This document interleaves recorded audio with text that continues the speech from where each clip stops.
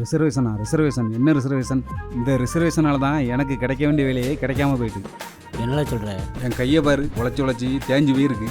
ராஜாவும் நானும் ஒன்றா தான் படித்தோம், ஒரே மார்க் தான் எடுத்தோம். ஆனால் அவன் ரிசர்வேஷனில் வேலைக்கு போயிட்டான். நான் இங்கே சும்மா இருக்கேன். என்ன சொல்கிற?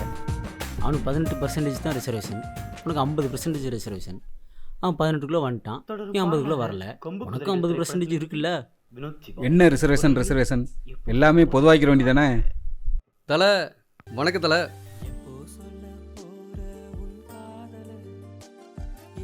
அண்ணனுக்கு சொந்த ஊரே தானா? பூர்வீகமே இதுதான். அப்போ அண்ணனோட தாத்தன் பாட்டன் முப்பாட்டன் எல்லாருமே இந்த தாமிரபரணி ஆற்றுல குளிச்சு குடிச்சு இங்கேயே செழிப்பாக வளர்ந்தவங்க. அம்மா, அதுதானே எங்கள் பெருமை. சரியா, நாளையிலிருந்து நீ மட்டும் தாமிரபரணி ஆற்றுல தண்ணி எடுக்கக்கூடாது அப்படின்னு சொன்னால் என்ன பண்ணுவ? சரியா, உன் குடும்பத்துக்காரங்க மட்டும் தாமிரபரணி ஆற்றுல காலே வைக்கக்கூடாதுன்னு சொன்னால் என்ன பண்ணுவ?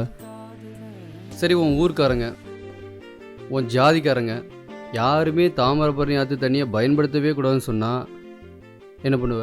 செருப்பாலே அடிப்பேன். கரெக்டு, செருப்பாலே அடிக்கணும். ஆனால் நம் முன்னோர்கள் அறிவாய்ந்தவர்கள், சான்றோர்கள். அதனால தான் செருப்பால் அடித்து விரட்டாமல் நமக்கான உரிமையை வாங்கி கொடுத்துருக்காங்க. கல்வி, வேலைவாய்ப்பு எல்லா இடத்துலையும் நமக்கான உரிமையை கொண்டு வந்து தந்திருக்காங்க. அதுக்கு பேர் தான் ரிசர்வேஷன். அதை போய் கேவலமாக பேசுகிறீங்க பாஸ், தப்பு இல்லை? தலைவரே, காலங்காலமாக இங்கே வாழ்ந்துட்டு இருந்த எஸ்சி, எம்பிசி, பிசி மக்கள்கிட்டருந்து அவங்க வாழ்க்கையும் வளத்தையும் திருநங்கிட்டிருந்து ஜனநாயக முறைப்படி நமக்கு திருப்பி வாங்கறதுக்கு ஏற்படுத்தப்பட்ட சட்டம் தான் ரிசர்வேஷன். அதை தப்பாக பேசுறீங்க.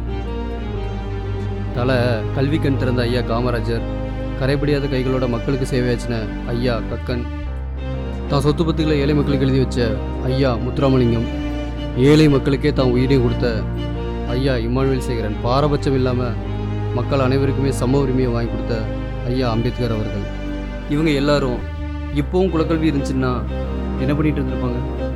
ஒருத்தர் பனையேறி இருப்பார், இன்னொருத்தர் துரட்டி எடுத்துட்டு தோட்டத்தை கக்க போயிருப்பார், இன்னொருத்தர் விவசாயம் பார்த்துருப்பார், இன்னொருத்தர் இசை அடிக்க போயிருப்பார், இல்லையா? குலக்கல்வி இருக்கிற இந்தியா எவ்வளோ ஆபத்தானதோ அதை விட பேராபத்தானது ரிசர்வேஷன் இல்லாத இந்தியா.